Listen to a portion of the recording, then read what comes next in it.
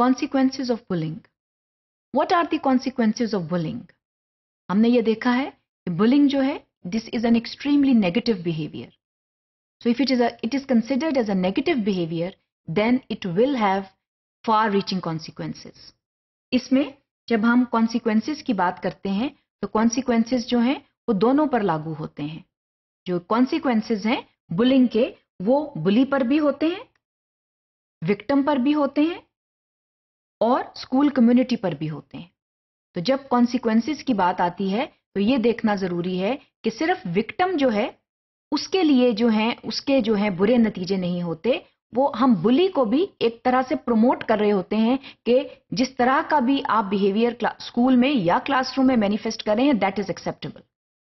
And basically ये बहुत गलत बात है.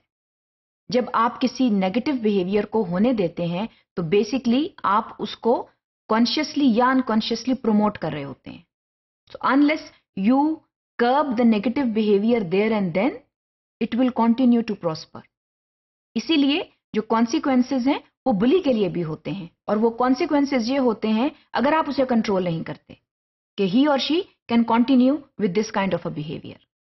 विक्टिम के लिए बहुत बुरे कॉन्सिक्वेंसेज होते हैं कि जाहिर है जो विक्टिम है वो विक्टिमाइज होता चला जाता है, या वो फिजिकल अब्यूज का शिकार होता है, या वो वर्बल अब्यूज का शिकार होता है, और उसमें डर और खौफ बैठ जाता है. और फिर ये बाज़-औक़ात ये होता है कि जो स्टूडेंट्स हैं, they do not go to school, और they tell their parents that they do not want to go to school.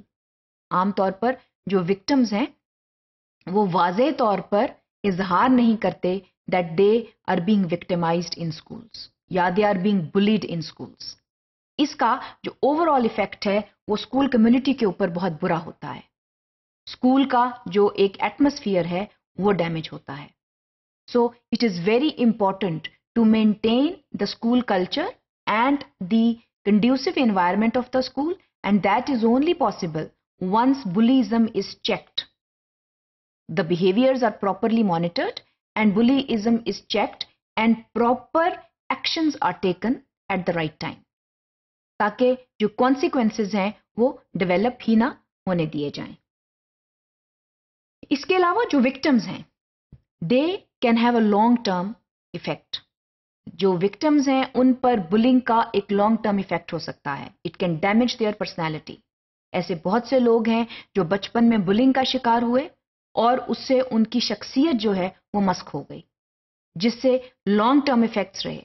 वो जब practical life में गए तो उनकी जो शख्सियत है वो उस तरह निखर नहीं पाई जिस तरह निखरनी चाहिए थी, और उसका एक कॉज bullying भी हो सकता है. चूंकि लोग इसका इजहार नहीं करते कि वो उनको बुली किया गया है, इसलिए पता नहीं चलता कि एक खास बिहेवियर जो है वो क्यों सामने आ रहा है. इसके अलावा जो विक्टिम्स हैं उनको इमोशनल ट्रॉमा से वो गुजरते हैं. They undergo emotional trauma. Again sometimes they do not tell their parents और they do not tell their teachers that they are being bullied by some people.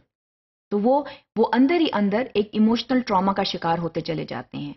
That can again have a long-lasting effect on their personality. इसके अलावा academically वो damage हो जाते हैं. Academically they are unable to perform well because of being victimized by certain people. ये जो है ये भी एक negative अमल है. इसके अलावा they can have behavioral issues. They can have behavioral problems. So these are possible consequences of bullying, और हमें ये देखना है कि हम इन तमाम चीज़ों को कंट्रोल करें. सबसे पहले तो टीचर्स को आगाही होनी चाहिए कि बुलिंग है क्या. आमतौर पर टीचर्स जो हैं वो बुलिंग को डिफाइन नहीं कर पाते. उनको ये मालूम नहीं होता कि जब हम नेगेटिव बिहेवियर्स की बात करते हैं तो उसमें बुलिंग कहाँ आती है, और बुलिंग जो है उसकी लेवल ऑफ सीरियसनेस क्या है. Bullying is a serious negative behaviour, और उसके जो कॉन्सिक्वेंसेज हैं आपके सामने हैं. So efforts should be made to control bullying as much as possible.